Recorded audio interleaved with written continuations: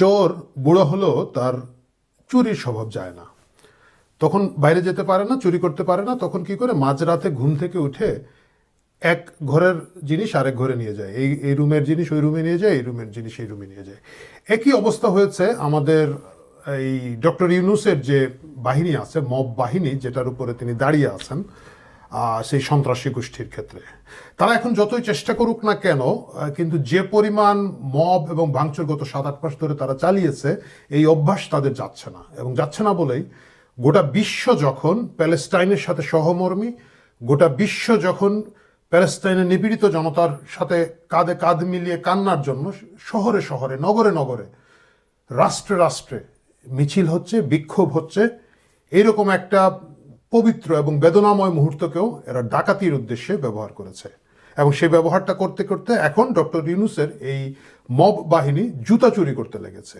আপনারা সকলেই দেখেছেন প্যালেস্টাইনের প্রতি সংহতি প্রকাশের নামে সার্জিস আলম এবং তার অন্যান্য সমন্বয়করা যে বিশাল প্রতিবাদ সভার ডাক দিয়েছিলেন, এবং সার্জিস পার্টিকুলারলি বলেছে যে জেলায় জেলায় সমন্বয়করা এগুলা সমন্বয় করবে। এবং সেখান থেকে কি হয়েছে, সেখান থেকে বাটার জুতা চুরি করা শুরু হয়েছে, কেএফসিতে আক্রমণ হয়েছে, সাধারণ দোকানগুলোতে আক্রমণ হয়েছে, লুটপাট হয়েছে। একটা পবিত্র জিনিসকেও লুটপাটের দিকে নিয়ে যাওয়ার জন্য এই মব বাহিনী কাজ করেছে। গোটা বিশ্বের কাছে, বাঙালি জাতিকে গোটা বিশ্বের কাছে বাংলাদেশের মাথা নত করে দিয়েছে এই মব বাহিনী, এই জুতাচোর বাহিনী, যেগুলোকে এখন ডক্টর ইউনূস আর কোনো কাজে লাগাতে পারছেন না।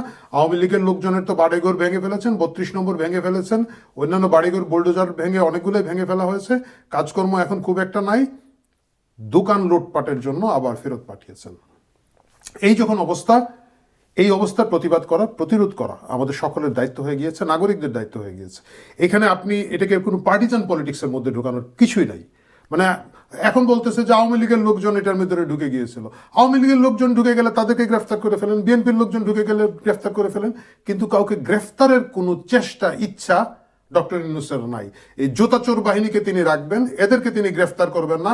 তথাকথিত একটা বিবৃতি উনি ফেসবুকে মেরে দিবেন। ইংরেজিতে যখন বলেছেন নিশ্চয়ই ভালো বলেছেন, এবং নিশ্চয়ই উনি সত্য কথা বলেছেন। এইটা আশা করে সান্ত্বনা পাওয়া ছাড়া আমাদের কিছু নেই। এই ঘটনাটা 32 নম্বর যখন ভাঙা হয়, 2 দিন 3 দিন ধরে যখন একবারে মাইক লাগিয়ে বিরিয়ানি খাইয়ে ওইখানে একদম পিকনিক মুডে ভাঙা হয়, তখনও তিনি করেছিলেন 3 দিন পরে একটা বিবৃতি মেরে দিয়েছিলেন। মনে নাই এটা ইংরেজিতে না বাংলায় দিয়েছিলেন। কিন্তু আমাদের এই দেশের কি হবে, এই রাষ্ট্রের কি হবে? যে মুহূর্তে এই ভাঙচুরটা হলো, এই বেদনাদায়ক ঘটনাটা তিনি ঘটালেন তার মব বাহিনীকে দিয়ে, সেটার পিছনে অনেকগুলো কারণ আছে। একটা কারণ হচ্ছে সাধারণ লোকজন বলছে যে এখানে একটা ইনভেস্টমেন্ট সামিট নাম দিয়ে উনি বিভিন্ন দেশের বিনিয়োগকারীদেরকে নাকি আকৃষ্ট করে একটা সমাবেশ তৈরি করছেন বা একটা কিছু করছেন। খুবই প্রশংসা করার মতো একটা জিনিস। মানে he is a marketing master, মানে আপনাদেরকে বুঝাই দিবে। এবং একই দিনে উনি ওনার লোকজনকে জুতা চুরি করতে লাগিয়ে দিবে। জুতা চুরি করার পরে কোনো পাগল, ওরা যখন কালকে ভোরে উঠে তাদের রুমে নিউজ পেপারটা যাবে, সেখানে যখন দেখবে বাটার মতো একটা ইন্টারন্যাশনাল ব্র্যান্ড ভাঙচুর হচ্ছে, কেএফসির মতো একটা ইন্টারন্যাশনালি রিকগনাইজড ব্র্যান্ড, যদিও ওই কেএফসি আর বাংলাদেশের কেএফসি এক কিনা না আমার যথেষ্ট সন্দেহ আছে, শুনেছি এটা নাম দিয়ে চালাচ্ছে, সেটা ভিন্ন কথা। কিন্তু এই বিদেশি বিনিয়োগকারীরা যখন দেখবে যে এইগুলো ভাঙচুর হচ্ছে, তারপরে উনি আশা করছেন যে তারা এসে বিনিয়োগ করবে, তা কিন্তু নয়। আসলে ওইটার উসিলা দিয়ে তার এই ফেল প্রজেক্টটাকে উনি বিক্রি করে দেবেন। আহা, আমরা একদম এনে সাফা করে দিলাম বিনিয়োগ। কিন্তু সেই সময়ে এসে কিছু সংখ্যক জুতাচোর কয়েকটা জায়গায় ভাঙচুর করে এই কাজটা শুরু করলো। এই কাজটা কারা করেছে? সার্জিস আলম ডাক দিয়েছে, আমি দেখেছি, আরও কেউ কেউ দিয়ে থাকতে পারে, তাদের গোষ্ঠী ডাক দিয়েছে এই বিক্ষোভ এবং জেলায় জেলায় করতে হবে সেটা বলেছে, সেই জেলায় জেলায় গেছে। তারপরে কি হয়েছে, ঘটনা শেষ, এই যে এরা ওই বড় ওস্তাদ ডক্টর ইউনূসের কাছ থেকে শিখে ফেলেছে। তারপরে দেখলাম সার্জিস আলম আবার নিন্দা জানিয়ে একটা ফেসবুক পোস্ট করেছে, খুব ভালো, নিন্দা জানিয়েছে, একটু পরে ওইটা আবার মুছে ফেলেছে। মানে এদের গাটস বলে কোনো জিনিসই নাই।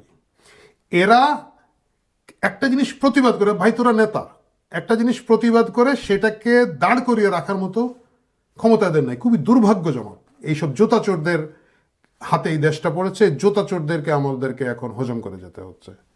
এবং এইটা তারা করছে, শুধু তাই নয়, এইটা তারা এখন মাঝে মাঝে এসকেলেট করবে। কেন এসকেলেট করবে? কারণ এখন তাদের ধান্দা ভিন্ন। এতদিন একটা ভাবনা ছিল যা পারা যায় একটু লুটপাট করে নিয়ে একটা নির্বাচন দিব, চলে যাব।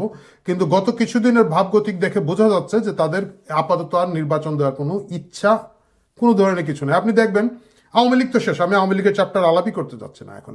আওয়ামী লীগকে তো রাজনীতি থেকে তারা বাইরে সরিয়ে রেখেছে, বা আওয়ামী লীগ এখন বাইরে, সে অগোছালো অবস্থা আছে, সে বিশৃঙ্খল অবস্থা আছে। বিএনপির বিরুদ্ধে একটা স্মিয়ার ক্যাম্পেইন ওরা শুরু করেছে, খুব ভালো করে করছে।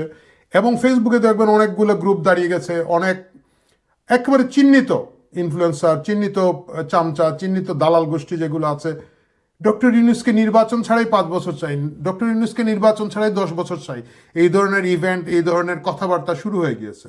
একেবারে পরিকল্পিতভাবে সকলে মিলে একসাথে এটা শুরু করেছে, কারণ নির্বাচন দেওয়ার তাদের কোনো আগ্রহ, ইচ্ছা নাই। এখন যদি তারা নির্বাচন না দেয়, সেই দিকে যদি তারা না হাঁটতে চায়, তাহলে সেটাকে কিভাবে স্টাবলিশ করবে, সেটা করার জন্য তাদের মাস্তান বাহিনীটা লাগবে। মাঝখানে যেহেতু একটু ভিন্ন চিন্তা ছিল, এই জন্য এই মব বাহিনীটা রমজানের জন্য চুপ রেখেছিল, এখন আবার চাবি মাইরা দিশে সাইরা জনম বইরা চলতে আসে, সেই চলতে চলতে এখন জুতা চুরিতে লাগিয়েছে।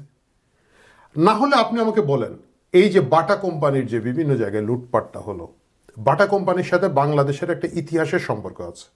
আপনারা জানেন, বাটা কোম্পানি বাংলাদেশে 1971 সালে যিনি চালাতেন, ওয়াটারল্যান্ড, তিনি বীর প্রতীক খেতাবপ্রাপ্ত বিদেশি একজন নাগরিক, বাংলাদেশের বীর প্রতীক খেতাবপ্রাপ্ত, কারণ মুক্তিযুদ্ধে তিনি সক্রিয়ভাবে, সশস্ত্রভাবে অংশগ্রহণ করেছিলেন। কি পরিমাণ ভালোবাসা লোকটার ছিল এই দেশের প্রতি, আপনি চিন্তা করেন। একটা ভিন্ন দেশের জন্য নিজের প্রাণ উৎসর্গ করে লড়াই করতে গিয়েছিলেন, একটা ভিন্ন ভাষাভাষী এবং ধর্মেরও মিল নাই। মানে আমরা অনেকে তো মুসলমান হিসাবে গিয়ে প্যালেস্টাইনে যুদ্ধ করতে চাই, মুসলিম ব্রাদারহুডের একটা চেতনা আছে, ওনার তার কিছুই ছিল না। শুধু তাই নয়, এই বাটা কোম্পানি তখন 30,000 জুতো একেবারে মাঠে ঘাটে ব্যবহার করা যায় এই ধরনের স্পেশাল জুতো তৈরি করে মুক্তিযোদ্ধাদেরকে দিয়েছিলেন, কারণ তারা সেইভাবে ওন করেছিল। সেই বাটা কোম্পানির সাথে ইসরায়েলের কোনো সম্পর্ক নাই, এটার হেডকোয়ার্টার হচ্ছে জুরিকে। বাটা কোম্পানির সাথে জায়ানবাদের কোনো সম্পর্ক নাই, কিন্তু বাটা কোম্পানির সাথে মুক্তিযুদ্ধের সম্পর্ক আছে। তো বাটা কোম্পানি চুরি করতে হবে, ডক্টর ইউনূস ওইখানেই জুতা চুরি করাবে। এই যখন ঘটনাটা ঘটছে, আপনি চিন্তা করেন, একটা সাধারণ মানুষ বাংলাদেশের বিভিন্ন জায়গায় যারা আছে, বাটার কোম্পানির সাথে বা যে কোনো কোম্পানির সাথে এজেন্সি বা ডিলারশিপের ব্যবসা কিভাবে হয়। একটা সাধারণ মানুষ ব্যবসা করে, একটা দোকান নেয়, তারপরে একটা বড় ডিলারশিপের টাকা দেয়, নগদ টাকায় এই জুতাগুলো কিনে নিয়ে দোকানদারি করে, তার দোকান লুটপাট করে, তার দোকান ভাঙচুর করে কিভাবে আমরা ইসরায়েলের ক্ষতি করছি, তার দোকান ভাঙচুর করে কিভাবে আমরা মুসলিম ব্রাদারহুড দেখাচ্ছি বা মানবতাবাদ দেখাচ্ছি, বিশ্ব ব্রাদারহুডের সাথে সম্পৃক্ত থাকতে চাচ্ছি, কিছুই না। কিন্তু এই লুটপাট করবে, এই লুটপাট করবে, কারণ হচ্ছে এদেরকে লুটপাট করতেই শেখানো হয়েছে। আমরা ভুলে যাই না গণভবনে 5ই আগস্টে যে লুটপাটের কথা। গণভবন দখল করা নিয়ে আমার কোনো কথা নেই, গণভবন দখল হইতেই পারে, বিভিন্ন লোক, উৎসাহিত লোকজন ঢুকে পারে, কিন্তু কি লুটপাট, কি নৃশংস বিশ্রীভাবে চুরি, মানে একটা বদনা পর্যন্ত চুরি করে নিয়ে এসেছে।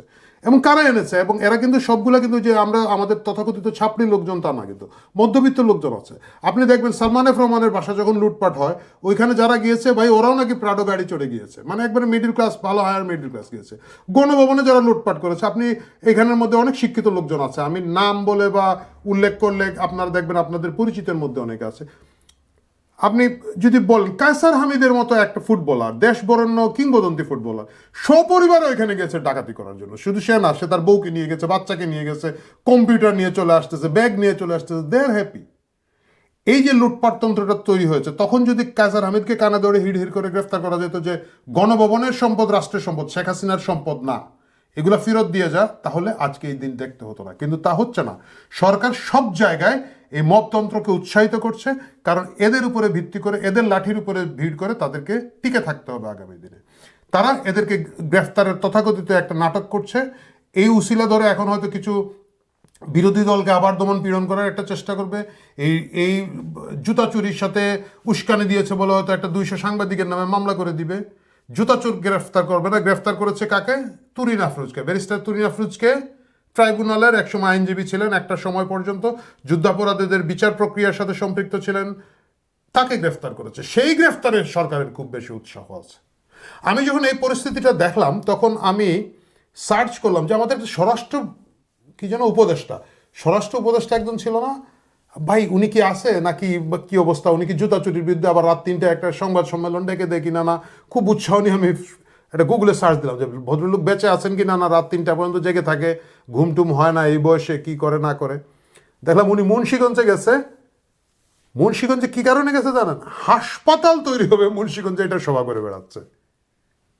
কি এক ক্লাউনদের পাল্লায় পড়ছি ভাই আমি। স্বরাষ্ট্র মন্ত্রণালয়, স্বরাষ্ট্র উপদেষ্টার দায়িত্ব যে হাসপাতাল তৈরি করা না, ওইটার জন্য যে একটা স্বাস্থ্য উপদেষ্টা আছে, ও আরেক মজার কাহিনী, ওইটাতে আমরা আরেকদিন আসবো না। হাসপাতাল নিয়ে করে যাচ্ছে, মনে হয় মুন্সিগঞ্জের এলাকার হয়তো লোক, আমি জানি না ওনার বাড়ি কোথায়, ওইখান থেকে নির্বাচন করবে, দেশ পুড়ে ছারখার এই লোক। তাও ভালো ভাই, রাত 3টার সময় এই যে ফোকলাদাতে যে কি বলে এটা প্রেস ব্রিফিং করে, ওইটার তুলনায় গিয়ে হাসপাতাল বানাক। বাট স্বরাষ্ট্র উপদেষ্টার দায়িত্ব হাসপাতাল বানানো না, কেউ ওনাকে বলে দিন, মানে আমার ভিডিও যারা দেখছেন তাদেরকে আরও যদি পরিচিত থাকে একটু হোয়াটসঅ্যাপে মেসেজ দিন যে ভাই এইসব তামসা করেন না, সেটা যায়। তো এই হচ্ছে অবস্থা। এই অবস্থায় আমরা যদি মনে করি যে গণভবন লুটপাট বা 32 নম্বর ভাঙচুর বা আওয়ামী লীগের নেতাদের উপরে যে লুটপাট হয়েছে, তাদের বাড়িঘর যেটা ডাকাতি করা হয়েছে, মুক্তিযোদ্ধা মন্ত্রীর বাড়ি থেকে ডাকাতি করতে গিয়েছে, সেই ডাকাতি প্রতিরোধ করেছে স্থানীয় লোকজন, তার বিরুদ্ধে আবার কি একটা অপারেশন ডেভিল হান্ট ডিক্লেয়ার করে দিল, আমার ডাকাত তোমরা মারা কেন। এটা হচ্ছে ইউনূস সরকারের একটা ইমোশন, হ্যাঁ আমগো ডাকাত তোমরা মারবা না, ও পোলাপান ডাকাতি করবেই, মানে এক ধরনের আল্লাদি বাপ মা থাকে না, ওই ছেলে যাই করে না আমার ছেলে করুক, করলে তোর কি, শেষ পর্যন্ত ওই ছেলে ড্রাগি হয় এবং বাপরে পিটায়। এই অবস্থা তৈরি হচ্ছে। পুলিশের কথা আমি বলছি না, পুলিশের অবস্থা আমরা সকলেই জানি, সেনাবাহিনী নাকি ডেপ্লয় করা আছে, এই আরেক কৌতুকের জায়গা তৈরি হয়েছে। গণভবন ডাকাতির ধারাবাহিকতায় যেগুলোকে কেউ আটকায় নাই, এবং নাই আটকানোর কারণে আপনি আজকে কি হচ্ছে দেখেন, সাধারণ লোকজনের দোকানপাট, এই বাটা বলেন বা বিশেষ করে আমি বাটার কথাই যদি বলি, এগুলো এজেন্সিশিপ ডিলারশিপের ব্যবসা, সাধারণ লোকজনের ব্যবসা, লুটপাট শুরু হয়েছে। আপনি কি মনে করেন এখানেই থামবে? আমরা যদি মপতন্ত্রের বিরুদ্ধে প্রতিরোধ করতে না পারি, প্রতিবাদ তৈরি করতে না পারি, এই জুলুম এইখানে থামবে না।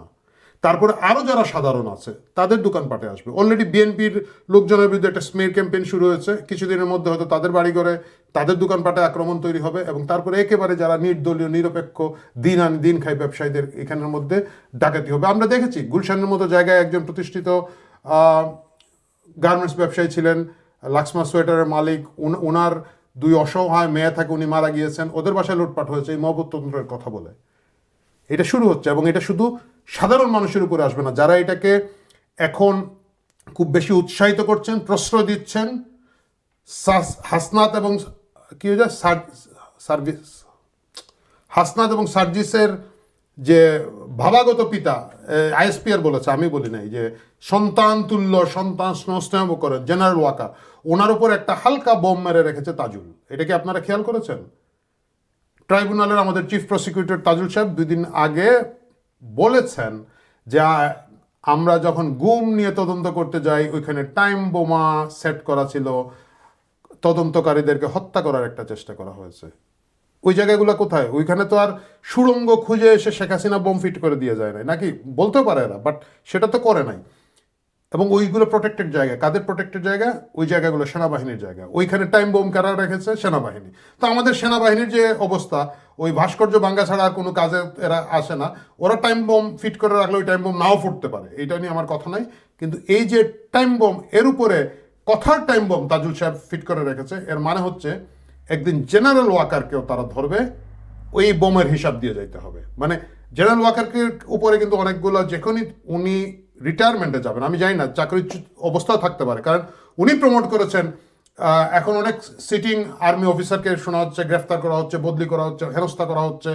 এটা যেহেতু উনি একবার ওই ইনস্টিটিউশনাল জায়গাটা ভেঙে দিয়েছেন, একটা সময় ওনার উপরে আসবে। আজকে তাজুল যে টাইম বোমটা মেরে রেখেছে, কথার টাইম বোম, সেটা বাস্তবের টাইম বোম। আজকে যে ব্যারিস্টার তুরিন আফরোজকে গ্রেফতার করা হয়েছে, একইভাবে আরও অনেককে, যারা এখন ভাবছেন যে তাদের উপরে আসবে না, তাদেরকেও এটার ভোগান্তি পোহাতে হবে। যে কারণে আমি আজকে সকলকে অনুরোধ করব, যার যার অবস্থান থেকে দল মত নির্বিশেষে, আপনাকে আওয়ামী লীগ, বিএনপি, জামাত, জাতীয় পার্টি, কমিউনিস্ট পার্টি কিছুই করতে হবে না, এনসিপি করতে হবে না, আপনার যা ইচ্ছা করেন বা কোনো দলই না করেন, সাধারণ মানুষের জীবনযাত্রার নিরাপত্তার ব্যাপারে সোচ্চার হন। সেই স্বরাষ্ট্র মন্ত্রণালয়কে নিয়ে আসুন, সেই স্বরাষ্ট্র উপদেষ্টা আনুক যে রাত 3টায় ওটা তামাশা করবে না, এবং ওই মুন্সিগঞ্জে গিয়ে হাসপাতাল উদ্বোধন করতে যাবে না, অ্যাকশনে থাকবে, কাজের কাজে থাকবে, বাস্তব কাজ করবে। এই ধরনের লোকজনকে দিতে বলেন। ডক্টর ইউনূসকে তার মবতন্ত্র থামাতে হবে, ডক্টর ইউনূসকে তার জোতাচোর বাহিনীকে থামাতে হবে। এইটার বিরুদ্ধে সোচ্চার হন, এইটার বিরুদ্ধে শক্ত হন। যদি শক্ত না হন, আওয়ামী লীগের বাড়িঘর নিয়ে চিন্তা করেন না, আমার আপনার বাড়িঘর নিয়ে চিন্তা করেন, জনগণের বাড়িঘর নিয়ে চিন্তা করেন। বাটার ডিলারশিপ যে নিয়েছে, তার উপরে আজকে জুলুম হয়েছে। যে রেস্টুরেন্টের মালিক কোক বিক্রি করে, তার একটা সাধারণ রেস্টুরেন্ট ভাঙচুর করা হয়েছে। কালকে আপনার যে ব্যবসা আছে, আপনার বইয়ের দোকানের মধ্যে হয়তো কেউ একটা আগুন দিয়ে দিবে, আপনার তরকারির দোকানে হয়তো কেউ দিয়ে দিবে, কেউ হয়তো বলবে যে তুই লাউ বেচস কেন, লাউ তো ইহুদিরা খায়, দিলাম তোর কল্লায় 2টা বাড়ি। মবতন্ত্র শুরু হবে, লুটতন্ত্র শুরু হবে, কুমড়া ফটাস ফুটিল, ধর ধর ধর লাঠিল, এই তামসা চলতে থাকবে। এই তামসা আমাদের কাউকে নিরাপদ রাখবে না। এটা যদি বিশ্বাস করে থাকেন, মবতন্ত্রের বিরুদ্ধে সোচ্চার হন, দেশ আমার, দেশ আপনার, দেশকে ক্লেম করুন। ভালো থাকবেন।